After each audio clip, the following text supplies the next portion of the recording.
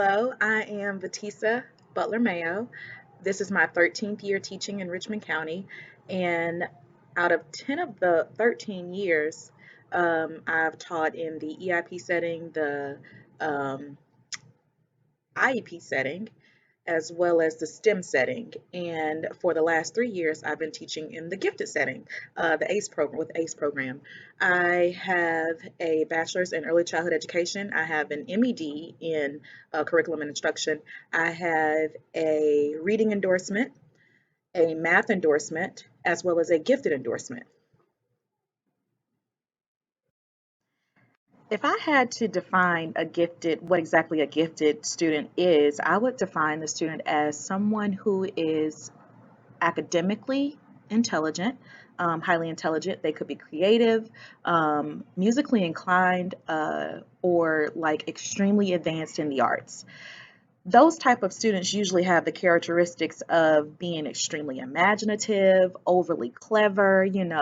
Sometimes they're witty, they're skilled in like quite a few, not only just like the academics, or they could just only be skilled in, the arts or the musics. They're usually considered a prodigy. They're high achievers. They're highly intellectual, or they are problem solvers also. They're makers, they're doers. Sometimes they're leaders. Sometimes they lay in the background a little bit, but I've seen a wide variety of students who are possess various characteristics of being a gifted and talented student.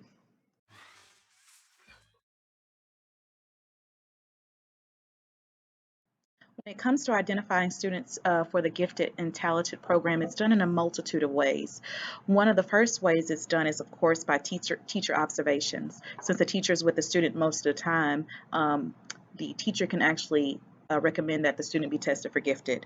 That's one way. So that's teacher observations, and then of course teacher recommendations.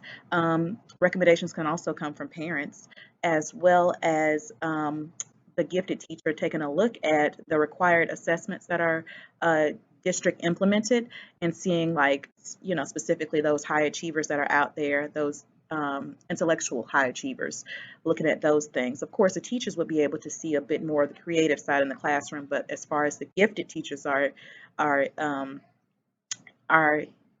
are involved in it, we're able to see their academic side.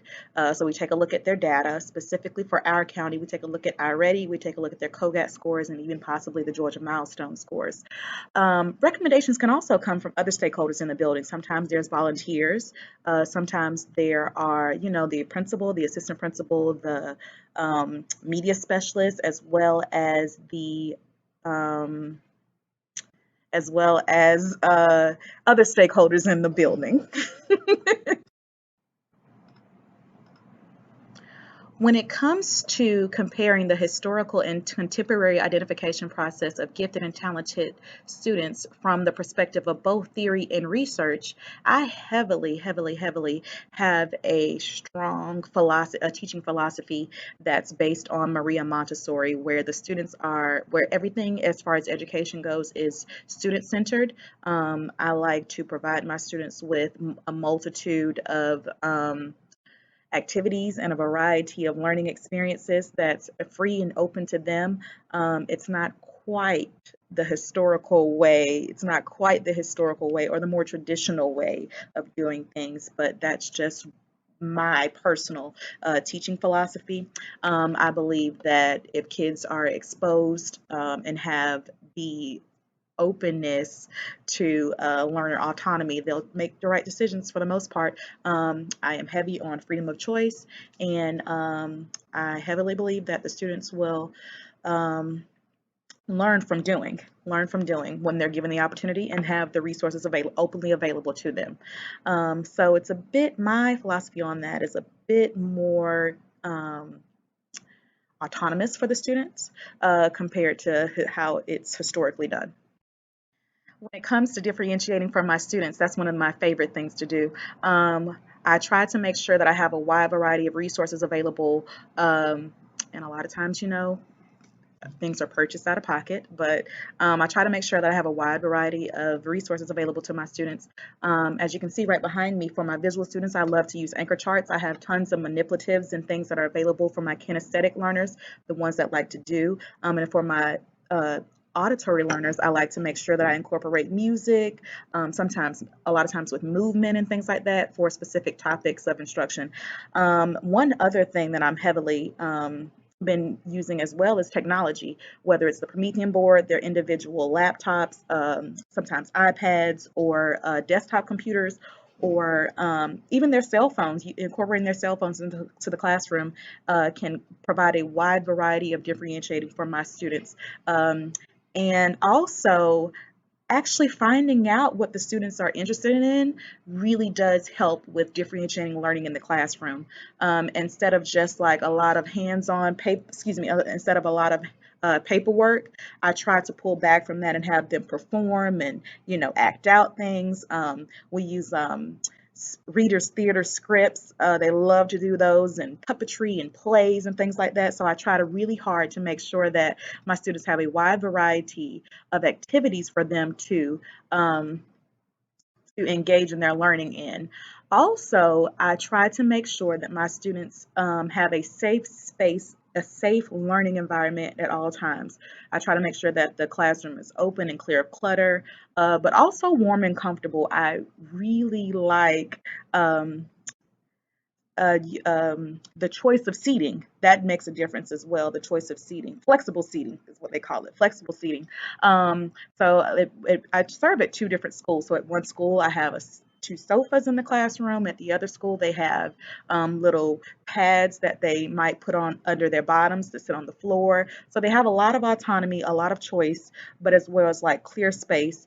I'm open and honest with them, and they're open and honest with me. As I said before, I like to get to know my students, so I ask them questions about their personal lives, and as well as what they like and what they dislike, what they like to eat, where they like to go. So that really does help not only make it a safe space in the classroom, but a place where they know that they're loved and they know that they're wanted.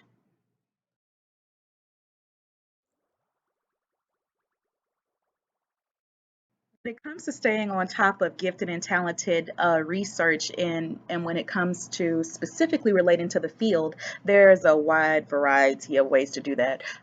There's actually a gifted and talented journal that's available, and some of the journal articles are available online as well. From time to time, I read those. Of course, embedded in our actual line of work. There are professional developments available to the teachers in the county. A few of our teachers were actually given the opportunity to go to Ron Clark Academy. So there's always Ron Clark Academy in Atlanta, Georgia. So there's always opportunity to grow there. When it comes to other ways, outside of that, since I had my gift and endorsement, I actually went back and got my reading endorsement on top of that. Just always being a reflective practitioner, thinking of ways, talking with my group members, talking with my teammates, and thinking of ways to think outside of the box as far as teaching goes. Constantly reflecting on lessons that we've taught in the past. As well as doing some research, independent research, discussing research from here and there. And there's actually also Mensa information online, MENSA, Mensa information online, a Mensa Academy that's specifically related to the gifted students and gifted people in general once they become adults.